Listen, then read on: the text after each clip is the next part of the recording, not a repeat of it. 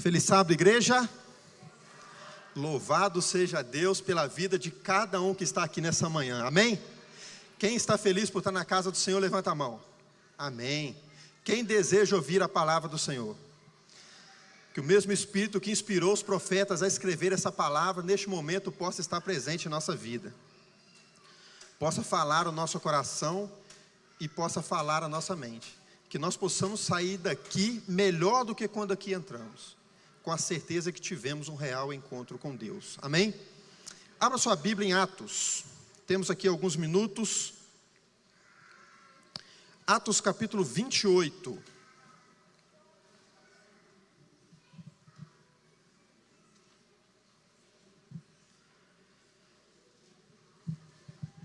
Verso 1 ao 6, diz assim: Uma vez em terra, verificamos que a ilha se chamava Malta.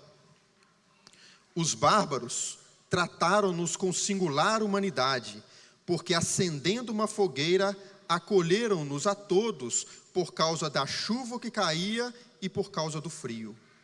Tendo Paulo ajuntado e atirado à fogueira um feixe de gravetos, uma víbora, fugindo do calor, prendeu-se-lhe a mão. Quando os bárbaros viram a víbora pendente na mão dele, disseram uns aos outros: certamente este homem é assassino, porque salvo do mar, a justiça não o deixa viver. Porém ele, sacudindo o réptil no fogo, não sofreu mal nenhum. Mas eles esperavam que ele viesse a inchar ou a cair morto de repente. Mas depois de muito esperar, vendo que nenhum mal lhe sucedia, mudando de parecer, diziam ser ele um Deus. O livro de Atos é um livro que eu gosto bastante. O livro de Atos, ele foi escrito por Lucas evangelista. E essa história é uma história muito intrigante, muito importante. E Lucas, que escreveu o livro de Atos, ele foi uma testemunha ocular destes fatos. E os detalhes, a riqueza de detalhes que Lucas traz no livro de Atos, faz com que nós percebamos o quanto o Espírito Santo estava atuando no início da igreja cristã primitiva. Alguns chegam a dizer que o livro de Atos não deveria se chamar Atos dos Apóstolos, mas sim Atos do Espírito. O tanto que o Espírito Santo conduzia e levava a igreja a avançar. Eu gosto muito do personagem de Paulo. Se eu desse aqui para os irmãos a oportunidade de dizer, tirando Jesus, qual personagem da Bíblia você gostaria de ter pelo menos 1 hora de entrevista com ele, tenho certeza que talvez a metade aqui diria: eu queria ter 1 hora de entrevista com Paulo. A paixão que Paulo tinha pela missão, a maneira com que Paulo foi resgatado das trevas, um homem preparado, mas um homem que, com todo amor e empenho, militava do lado errado. E aí, quando ele tem um encontro com Deus, ele usa toda essa sua energia, toda a sua força e todo o tempo que ele tem, única e exclusivamente para a pregação do Evangelho. Paulo era um verdadeiro missionário. A maneira com que Paulo pregava era uma maneira que talvez ele mesmo disse para os coríntios, poderia fazer com que muitos se escandalizassem. A maneira simples, porque o Evangelho da salvação é simples, irmãos.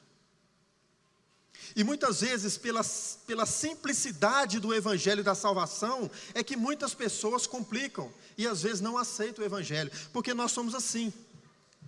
Nós vivemos em um mundo que valoriza a complexidade. As coisas mais difíceis, as coisas mais complexas, são essas a que nós colocamos o devido valor, porque inevitavelmente, sem perceber, nós calculamos da seguinte forma: olha, se isso aqui demorou muito tempo, ou uma mente brilhante para desenvolver, quer dizer que isso aqui é importante. Um celular é importante, o GPS é importante, coisas do mundo, coisas que nos deixam até perplexos. Nós admiramos a tecnologia sofisticada, argumentos filosóficos que prometem trazer soluções aos problemas da humanidade. Em meio a tudo isso, a igreja se levanta com uma mensagem simples, uma mensagem direta. E muitos ditos intelectuais não se assemelham à mensagem por ela ser tão simples e direta. Paulo, ele tinha uma maneira simples e direta de pregar a mensagem. Abra sua Bíblia em 1 Coríntios capítulo 2. É só avançar um pouquinho depois de Romanos, 1 Coríntios capítulo 2.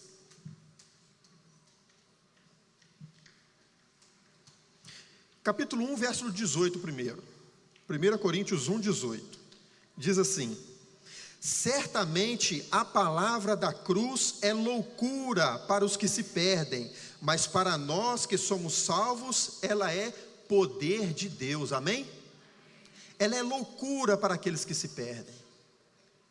Eles não entendem como a mensagem, a história de um carpinteiro da Galileia que morreu executado da forma mais vergonhosa do Império Romano, a morte dele, a ressurreição dele possa ser a solução para todos os problemas da humanidade. Eles não aceitam, por ser tão simples, por ser tão direto, por ser tão lógico. Eles querem complicar, eles querem trazer a complexidade, porque o mundo valoriza a complexidade. Veja o que Paulo diz agora no capítulo 2, ainda de 1 Coríntios, capítulo 2, verso 1 a 5. Diz assim: eu, irmãos, quando fui ter convosco, anunciando-vos o testemunho de Deus, não o fiz com ostentação de linguagem ou de sabedoria, porque decidi nada saber sobre vós, senão a Jesus Cristo e este crucificado. Veja que a centralidade da mensagem de Paulo é a crucifixão de Cristo, a ressurreição de Cristo. Verso 4: a minha palavra e a minha pregação não consistiram em linguagem persuasiva de sabedoria, mas em demonstração do Espírito e de poder, para que a vossa fé não se apoiasse em sabedoria humana, e sim no poder de Deus. Esta era a centralidade da mensagem de Paulo. Essa era a centralidade. Paulo pregava assim em todos os lugares. Ele sabia que ele tinha pouco tempo, tinha uma geografia muito grande para alcançar. A capacidade de propagar a mensagem naquela época não tinha o mesmo poder que nós temos hoje por conta da tecnologia. A locomoção era muito dificultosa, as cartas demoravam a chegar. E Paulo estava em Jerusalém. Agora volte lá em Atos, capítulo 23.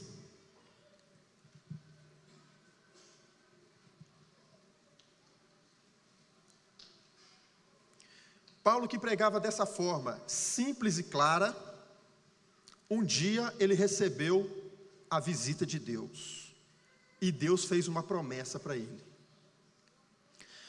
Amigos, existem promessas que são condicionais, e promessas que são incondicionais. Uma promessa condicional, por exemplo, na Bíblia: se o meu povo, que se chama pelo meu nome, se humilhar e orar, se arrepender dos teus maus caminhos, então eu os ouvirei, sararei a sua terra e sararei a sua casa. É uma promessa condicional. Depende também da nossa contrapartida. Existem promessas incondicionais. A volta de Jesus é uma promessa incondicional. Você querendo ou não, ela vai acontecer. Você estando preparado ou não, ela vai acontecer. Existem pessoas que até trabalham contra isso, mas ela vai acontecer. Isso é uma promessa incondicional. Tem promessas que são promessas coletivas, promessas que abrangem uma nação inteira, promessas que abrangem a igreja, promessa que abrange um povo. Mas existem promessas que são promessas individuais. E eu sei que você, cada um de vocês, cada um de nós temos as nossas promessas individuais. Aquela promessa que Deus fez só para você. Aquela promessa talvez até uma promessa secreta que Deus confidenciou a você durante a noite, nos seus sonhos. Plantou no seu coração um desejo e diz para você: isso irá acontecer. Plantou uma promessa no seu coração. Deus deu uma promessa específica para Paulo, e está em capítulo 23 de Atos, verso 11, vamos ler, diz assim: na noite seguinte, o Senhor, pondo-se ao lado dele, disse: coragem, pois do modo porque deste testemunho ao meu respeito em Jerusalém, assim importa que também o faças onde? Em Roma. Essa foi uma promessa de Deus para Paulo. Falou: Paulo, do jeito que você está pregando e testemunhando de mim em Jerusalém, agora eu vou te colocar em frente à maior autoridade política do mundo daquela época, que era César. É uma promessa que eu estou te fazendo. Capítulo 23. A Bíblia continua passando. No capítulo 27, mostra que Paulo foi colocado no navio, e ali começa a jornada dele para chegar até Roma. Paulo é colocado no navio e algumas coisas começam a acontecer. Eu quero que vocês me ajudem. Quem prometeu a Paulo que ele chegaria em Roma? Quem? Deus prometeu que Paulo chegaria a Roma. E aqui a Bíblia diz que durante essa navegação, durante essa jornada, muitas coisas aconteceram. Veja comigo o capítulo 27, verso 7.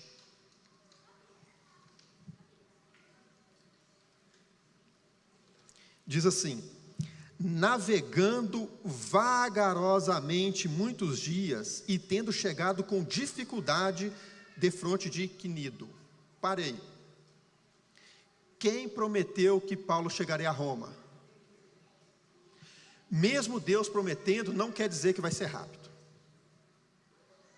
A viagem estava sendo o quê? Vagarosa, lenta. Será que eu estou falando nessa manhã para alguém que tem uma promessa que Deus fez para você, e você quer celeridade, você quer que as coisas aconteçam rápido? Mas nem sempre, quando Deus promete uma coisa, quer dizer que ela vai ser rápido. Pode ser que ela seja lento. A lentidão do cumprimento da promessa aos seus olhos não quer dizer que as coisas não estão acontecendo. Quer dizer que Deus tem o tempo dele. Na Bíblia nós encontramos muitas situações em que as promessas de Deus, a fé da pessoa, quando chegava até Jesus, a bênção veio rápido. Temos ou não temos? Temos a história, por exemplo, da mulher com hemorragia. Rápido. Temos a história de Bartimeu, foi curado rápido. Temos a história do centurião romano. Rapidamente também houve a cura. Temos a história do paralítico de Cafarnaum. Milagres que aconteceram rápidos. Mas também, por outro lado, nós temos histórias de promessas que demoraram. Deus prometeu a Abraão que ele teria um filho, demorou quantos anos? 25 anos. José do Egito foi prometido por Deus que ele seria elevado acima dos seus irmãos, dos seus pais, seria um governador. Quanto tempo demorou? 13 anos. Davi foi ungido rei, e durante 15 anos foi perseguido até que ele subisse ao trono. Foi rápido? Não. Lentamente. Moisés aguardou 40 anos no deserto, sendo preparado para resgatar o povo do Egito. Então, se eu estou falando nessa manhã para alguém que tem uma promessa no seu coração, e você acha que está sendo devagar, não quer dizer que as coisas não estão acontecendo. Deus tem o tempo dele. Aceite. Só que não para por aí. A viagem continuou. A Bíblia diz que a viagem seria perigosa. Mas quem disse que Paulo chegaria a Roma, irmãos? Deus. Mas Deus prometendo que Paulo chegaria em Roma, não quer dizer que ele estaria fora de perigos. Os perigos ali estavam. Na nossa jornada cristã, nós nos deparamos com vários perigos também. A Bíblia diz também no capítulo 27, que eles enfrentaram ventos contrários, grandes tempestades, e eu digo para vocês, enfrentaram até tornado. Ali diz que teve um tufão. Eles passaram momentos difíceis, e quantos de nós também temos passado momentos difíceis? Quem prometeu Paulo que ele chegaria em Roma? Deus. Mesmo Deus prometendo, quer dizer que nós também poderemos passar por problemas. A Bíblia continua dizendo que eles tiveram noites escuras. Em determinado momento, eles estavam navegando e encontraram um banco de areia, onde o banco de areia encalhou o barco. Interessante isso aqui, esse detalhe. Muitas vezes na nossa vida as coisas encalham. Vocês sabem do que eu estou falando. Às vezes não vai para frente, não vai para trás, não vai para lugar nenhum, parece estar encalhado. E você diz assim: Senhor, será que a minha vida não prospera? Será que eu não vou para frente? Eu olho os outros, está dando certo, eu olho o outro, está dando certo, e minha vida parece estar encalhada. Não vai para frente, não vai para trás. Quem diz que Paulo chegaria a Roma? Deus. Mas mesmo Deus falando, não quer dizer que muitas vezes as coisas não encalham em nossa vida. Nós precisamos confiar em Deus. E ali, quando eles avistaram uma ilha, o capitão do navio disse assim: olha, estamos aqui encalhados. Juntou todos ali, tinham 274 pessoas, e foi dividido em 2 grupos. O capitão falou assim: quem aqui no barco sabe nadar? Um grupo levantou a mão. Então falou: quem de vocês sabe nadar, pula na água e vai nadando, a ilha está ali na frente. E quem não sabe nadar? Ele falou: quem não sabe nadar, se agarre aos pedaços que sobraram. Vocês vão chegar lá, porque Deus já havia dito para Paulo que nenhuma alma se perderia. Mas os que sabiam nadar foram na frente, se salvaram. Os que não sabiam nadar tiveram que se agarrar aos destroços do naufrágio. Na nossa vida, na igreja, na nossa família, no nosso trabalho, existem também 2 grupos. Tiago, quem que é o grupo na igreja que sabe nadar? O grupo na igreja que sabe nadar é aquele que está preparado para o pior. Pode o país afundar, pode a sua família afundar, pode perder o emprego, pode vir uma doença, ele não afunda junto porque ele sabe nadar. Quantos daqueles ali entraram no porto em Cesareia e pensaram assim: eu não preciso de saber nadar, o barco vai me levar até o porto de Roma? Mas muitos deles sabiam nadar. Não esperaram as condições adversas ao seu lado, ao seu redor. Eles faziam acontecer. E na igreja existem também aqueles que pode tudo afundar, pode cair o mundo, eu estou em paz porque eu estou na presença do Senhor. Mas existem aqueles outros que não se prepararam para o pior. Mas eu precisava de saber nadar? Eu vou entrar num barco. O barco tem que saber nadar, não eu. Aqueles que se prepararam simplesmente para o melhor, pode ser que sejam desapontados. Pode se salvar? Pode, mas com dificuldade. Se agarra aos pedaços que sobraram, irmão. Vai na maré da correnteza. Você vai chegar lá, com dificuldade. Se agarre aos pedaços que sobraram. Que nós possamos nos preparar como igreja, como indivíduos. Não nos conformarmos com este século, mas nos preparar. Preparar para o pior. Se vier o melhor, lucro. Se vier o pior, nós estamos preparados e sabemos nadar. Nadar contra a correnteza, nadar contra os problemas dessa vida, dessa terra. Capítulo 28, verso 2.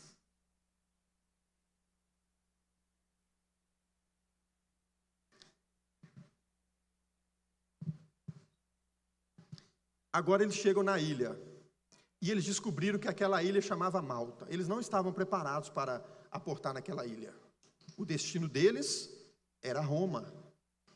E ali eles chegaram. E o relato bíblico que Lucas escreveu trouxe alguns detalhes importantes sobre as pessoas que ali moravam. Os nativos, aqui a Bíblia trata como bárbaros, mas eram os nativos, as pessoas que já estavam na ilha antes deles chegarem na ilha, os antecessores deles. E ali diz, versículo 2: os bárbaros trataram-nos com singular humanidade, porque acendendo uma fogueira, acolheram-nos com todos, por causa da chuva que caía e por causa do frio. Quando nós chegamos na igreja, não fomos nós que acendemos essa fogueira. Nós já chegamos aqui e a fogueira estava acesa, sim ou não? Olha os nossos antepassados. Jesus fundou a igreja, os discípulos da igreja cristã primitiva. Muitas pessoas fiéis atravessaram a Idade Média, foram perseguidos. Os valdenses, por exemplo, foram perseguidos, tiveram que se esconder no meio das cavernas. Quando a igreja adventista surge, aquelas pessoas ali com dificuldades fundaram a igreja, Jesus Cristo, os discípulos, e nós já nascemos aqui e a fogueira já estava acesa. A semelhança daqueles homens quando chegaram à ilha, e não foram eles que acenderam a fogueira já estava acesa. Nós também chegamos aqui e a fogueira também já estava acesa. Corre o risco, sabe de quê? Da fogueira apagar na nossa mão. E isso aqui é o mais complicado. Aqui diz assim, versículo 28, capítulo 28, verso 2. Eles nos acolheram todos por causa da chuva que caiu, por causa do frio. Eu digo para vocês, acender uma fogueira no seco eu já acendi, mas acender fogueira debaixo de chuva eu nunca acendi. Ô Tiago, o que é acender fogueira debaixo de chuva? Acender a fogueira debaixo de chuva é, no meio de toda a adversidade, você pregar uma mensagem impopular. Enquanto o mundo diz que a lei de Deus foi abolida, que nós não precisamos fazer a vontade de Deus, isso é acender a fogueira na chuva. Porque fazer o fácil, todo mundo faz, mas nadar contra a correnteza é mais difícil. A igreja adventista surgiu de acordo com as profecias bíblicas, e nós podemos ver isso em Isaías capítulo 58, abra sua Bíblia, mas deixa aqui ainda em stand-by aí, Atos capítulo 28. Isaías capítulo 58, olha que profecia bíblica importantíssima, para a gente contextualizar a mensagem dessa manhã.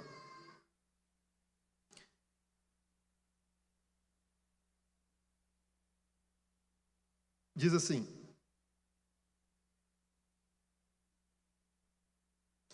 os teus filhos edificarão as antigas ruínas, levantarás os fundamentos de muitas gerações, e serás chamado reparador de brechas e restaurador de veredas, para que o país se torne habitável.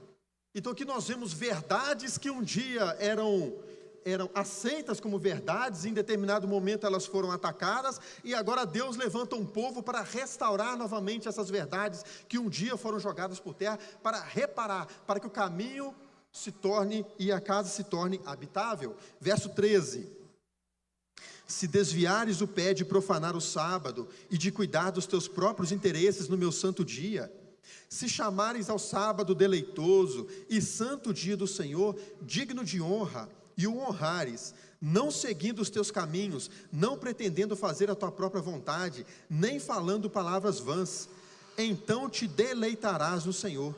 Eu te farei cavalgar sobre os altos da terra, e te sustentarei com a herança de Jacó seu pai, porque a boca do Senhor o disse. O que é então acender uma fogueira debaixo de chuva? É no meio das dificuldades, das adversidades, você manter firmeza. Se desviares o teu pé de profanar o sábado. A lei do Senhor, o sábado, é hoje um tabu para muitas igrejas. E eu não estou fazendo juízo de valor para as outras denominações religiosas, são respeitosos, nós precisamos respeitar nossos irmãos, mas nós precisamos de saber que nós fomos chamados para uma obra específica, de reparar aquilo que foi jogado por terra. Capítulo 14, verso 12 de Apocalipse diz assim: aqui está a perseverança dos santos, os que guardam os mandamentos de Deus e têm a fé em Jesus. O povo de Deus tem uma marca, e a marca do povo de Deus é também a obediência aos mandamentos de Deus. Um salvo em Cristo Jesus não pode viver em rebelião contra os mandamentos de Deus. Quando aqueles homens chegaram naquela ilha, o fogo já estava aceso, porque muitos fiéis acenderam aquele fogo debaixo de chuva, para que eles pudessem se aquecer e pudessem levar essa luz para outras pessoas também. Mas não acaba aqui não, calma que nós vamos chegar lá. Voltemos lá para Atos capítulo 28.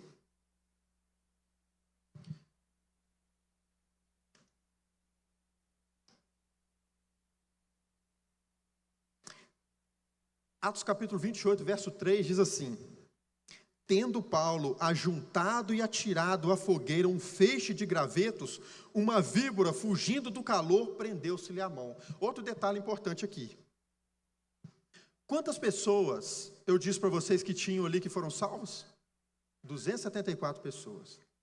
A tal da serpente, da víbora é pior do que uma serpente. A serpente tem as venenosas e as que não são venenosas. Víbora, todas são venenosas. De todas aquelas pessoas que estavam ali, a víbora não atacou ninguém, senão aquele que foi catar graveto para manter a chama acesa. Sabe o que isso diz para mim? Deus está me chamando, a mim e a você, para sermos catadores de gravetos. Catador de graveto é aquele que diz assim: se depender de mim, a fogueira não apaga. Quantos aqui hoje estão dispostos a dizer: se depender de mim, a fogueira não apaga?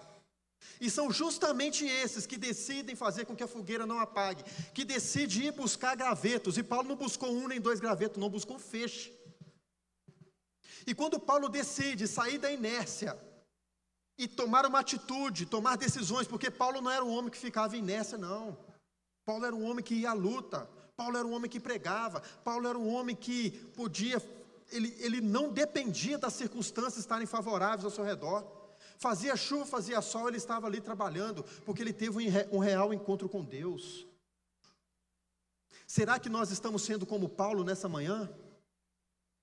Será que nós estamos apenas nos aproveitando da luz que outros acenderam? Ou será que nós estamos dispostos a agir, a tomar atitude, a dizer assim: se depender de mim, essa fogueira não apaga. Se depender de mim, a igreja avança.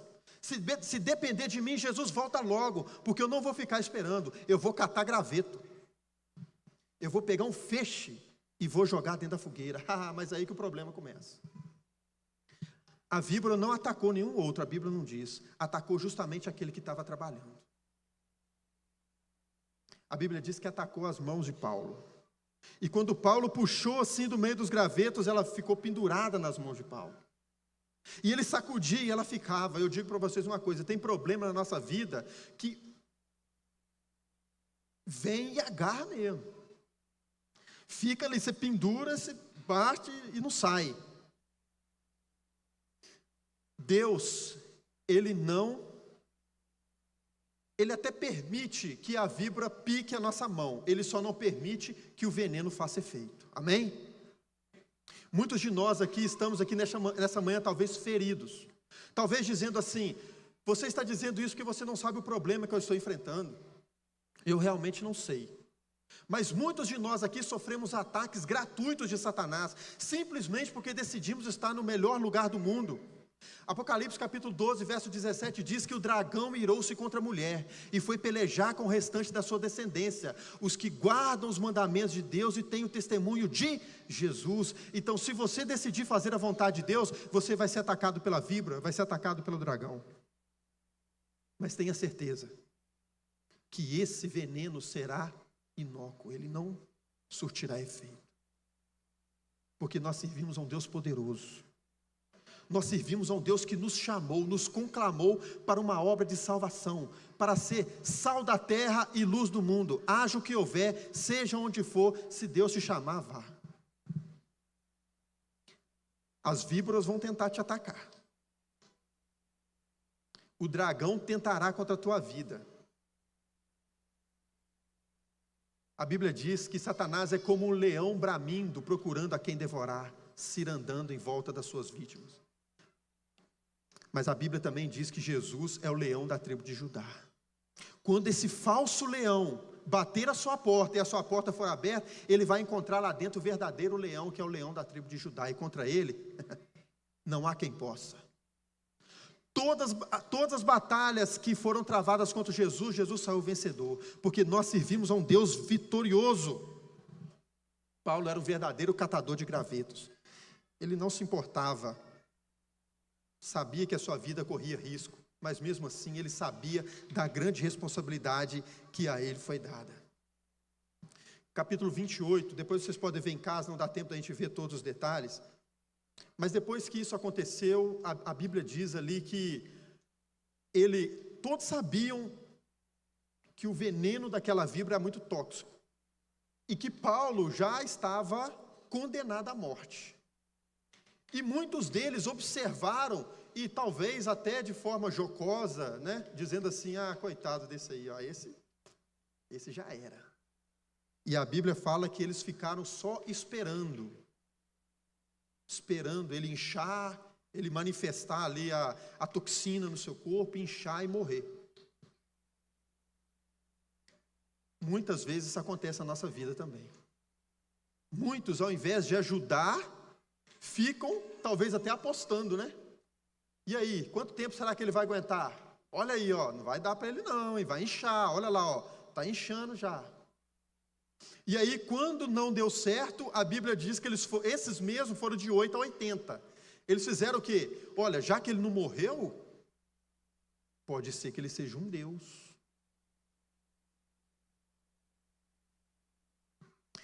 Muitas vezes Satanás tenta derrubar o crente dessa forma, apontando, criticando, mas quando não dá certo, ele parte para o outro lado, para lisonjear ele, para tentar colocar num pedestal. Nossa, você é um Deus, olha só. E isso também tem derrubado muitos crentes, muitos crentes. Aquela víbora atacou as mãos de Paulo.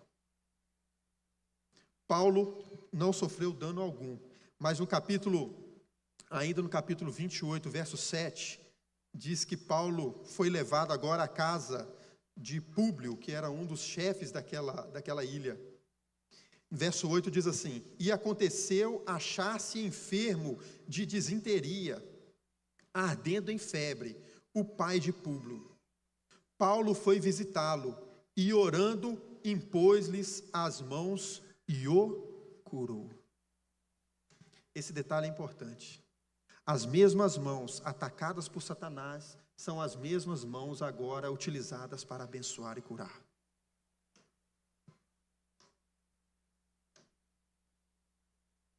As mesmas mãos de Cristo, feridas pelos cravos, que para muitos era vergonha, essas mesmas mãos serviram para remir a raça caída.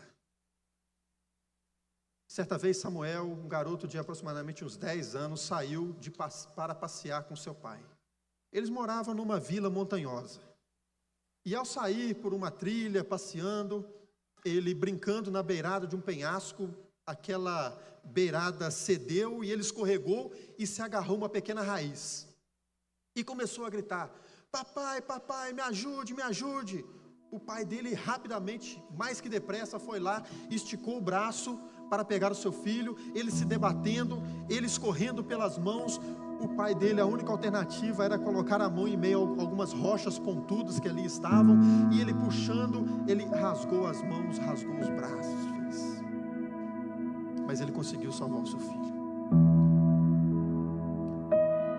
Alguns anos depois, aquele jovem, junto com seus amigos, zombando dele porque ele era um cristão, dizendo: que é isso? Negócio de cristão, Jesus. E aí olhou o pai dele que estava passando e disse assim: que marcas são aquelas nas mãos e nos braços do seu pai? Então ele lembrou daquele momento onde o pai dele arriscou sua própria vida para salvar a vida dele. E ele disse: aquelas marcas, aquelas cicatrizes nos seus braços e nas suas mãos foram porque ele salvou a minha vida. E ele disse assim: se o meu pai terreno foi capaz de arriscar sua própria vida, de ter em suas mãos e seus braços a marca deste momento, o que dirá o meu Pai Celestial? Jesus morreu por mim e por você. Jesus tem uma promessa grandiosa por nós, para nós. Não se envergonhe jamais desse evangelho. O hino que nós cantamos no início: levanta a cruz, proclame seu nome, para que toda a terra conheça o Pai. Deus tem uma promessa para mim e para você, e a promessa que Deus tem para nós será cumprida, haja o que houver. Existem promessas para a pessoa individualmente, e existe uma promessa para a igreja, existe uma promessa para a nação, existe uma promessa para o mundo, porque Jesus veio resgatar a todos aqueles que querem. Que nós possamos, ao ver a cruz, temos a certeza que ali, naquele momento em que a cruz foi levantada, foi o momento que nós somos resgatados. Entre o céu e a terra, Jesus se entregou. Que nós possamos nos entregar a Cristo também, e que nós possamos ser testemunhas do seu amor, pregar de forma simples, pregar de forma objetiva, mas com o único intuito: levar as pessoas à salvação. Vamos ficar de pé. Vamos cantar junto esse louvor. Ao olhar para